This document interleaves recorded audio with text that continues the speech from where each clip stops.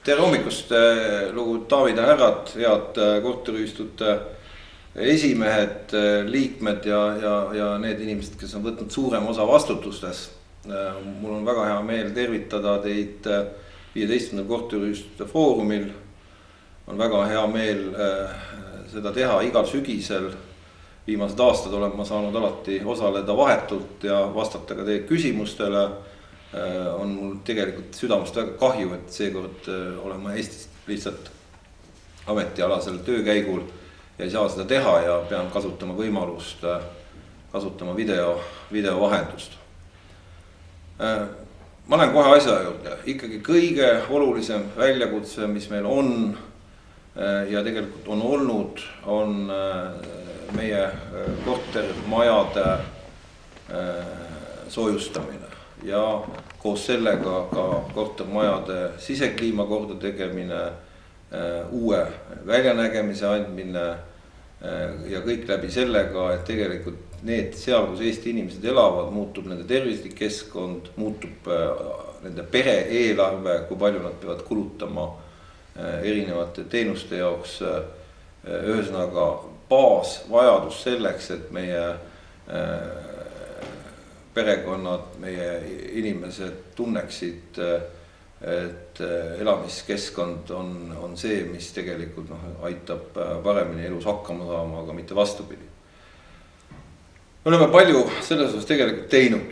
Kui ma vaatan ainult ühte numbrit, kui veel 4 aastat tagasi kortermajade renoveerimine oli selline niši teema, soojustamine oli niši teema, siis tänaseks oleme jõudnud sinnamaani, et need abi- või toetusprogramm, mida riik pakub, me oleme suutnud sadu, peaaegu 600 kortermaja kaasata rahasummadega kümnetes miljonites eurodes. Ja oleme teinud seda sellise tempoga just viimastel aastatel, kus ka see esialgne meie programmiline maht 30 miljonit eurot toetusteks siis kortermajade korda tegemiseks on tegelikult taotlustega kaetud. See on ühtepidi positiivne ja teistpidi muidugi tekitab mulle eriti, aga ma usun kõigile ka teile mure, et kuidas siis edasi on.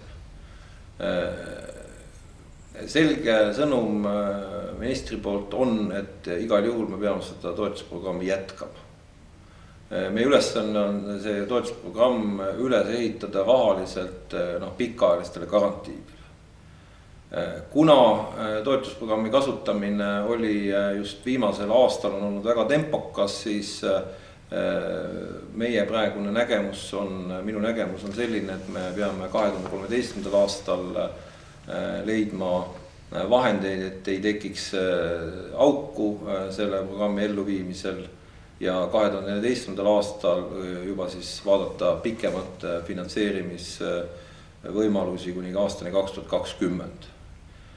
Valitsus on 2013. aasta eelarves kortermajade toetusprogrammiks näinud ette siis täiendavat 10 miljonit eurot. See rahaline otsus ei tulnud kergelt, aga mul on selle üle meel, et me suutsime vähemalt valitsuskoalitsioonis saavutada üksteise mõistmise, et tegemist on mitte ühekordse projektiga, vaid väga põhimõttelise programmiga Eesti inimeste jaoks. Ma loodan, et Riigikogu eelarvet kinnitades seda aktsepteerib ja ühtlasi tähendab see seda, et selline kortermajade toetamine enam-vähem sellisel moel, nagu ta viimast 2 aastat olnud, kindlasti riigi poolt jätkub. Nüüd me peame töötama selle nimel, et tekiks siis pikemaajalisem perspektiivi 2014–2020. Siin on samuti võimalused kindlasti nii nagu me järgmine aasta üritame teha siis riigieelarvelised vahendid, aga ma arvan, et 2014–2020 kindlasti ka uue Euroopa Liidu vahendid energiatõhususe investeeringutena. Et ehk teisisõnu see kortermajade renoveerimise teema jätkub, riigipoolne valmisolek kaasa aidata jätkub ja ma loodan, et ka teie entusiasm ja vastutus just korteriühistute juhtide poolt tegelikult mitte ei kahane, vaid kasvab. Meie linnapiltidesse tuleb rohkem eeskujusid. Me suudame tegelikult lahendada ette tulevaid üksikprobleeme, me suudame kaasata meie inimesed korteriomanikena ja tegelikult sellise üsna keeruliseva näima ülesande, et meie elamufond ikkagi põhisosas korda teha järgneva 10 aastaga miinimumist on tegelikult võimalik lahendada. Nii. Nüüd teine kindlasti on oluline see, et me räägime täna väga palju 1. jaanuarist 2013 ja sellega seonduv elektrituru avamisest. Siin on olnud väga palju avalikke pealkirju, loosungeid, ettevõtteid on tulnud juurde, kes tegelikult tahavad seda võimalust kasutada. Mida ma tahan täna kindlasti öelda on see, et laiemas plaanis elektrituru avamine ei ole mitte ainult Euroopast kuidagi peale meile surutud, vaid ma olen sellest täiesti veendunud, et vaatamata võib-olla ülemineku ebamugavustele, raskustele ja võimalikele ka ebakindlusele, kuna see on muutus lõpuks meie iga inimese jaoks, on see pikemajas perspektiivis meile kõigile võiten. Sealhulgas ka elektri hinna osas, et ega me teistpidi parimat elektri hinda ei saa, kui me tegelikult ei lase sellisel turul erinevatel ettevõtetel, erinevat elektritootmisviisidel reaalselt konkureerida. Ettekujutus sellest, et elekter tuleb nii nagu raha lihtsalt rahakapist, ei vasta tõele. Me teame, et meie elektrimajandus on, me oleme seda nüüd viimased aastad järk-järgult arendanud, ta on kindlal teel, aga just nimelt sellise hinnaperspektiivi ja elektrivarustuskindluse osas ma usun, et see läbipaistev turulahendus koostöös Põhjamaade teiste Balti riikidega tegelikult on võit ka tarbijale. Nüüd on olnud palju küsimusi, kuidas ikkagi tarbijad ja korteriühistud peaksid selles olukorras käituma.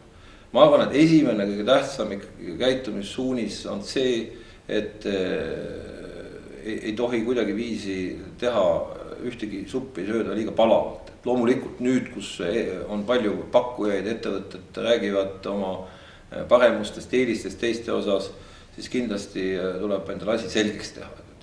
Seadused garanteerivad selle, et teenus saab olema garanteeritud.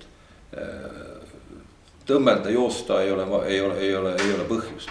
Aga loomulikult ei ole mõtet ka venitada, vaid ikkagi enda jaoks need asjad nagu selgeks mõelda, mida sellise situatsioonis, kuidas sellega käituma peaks.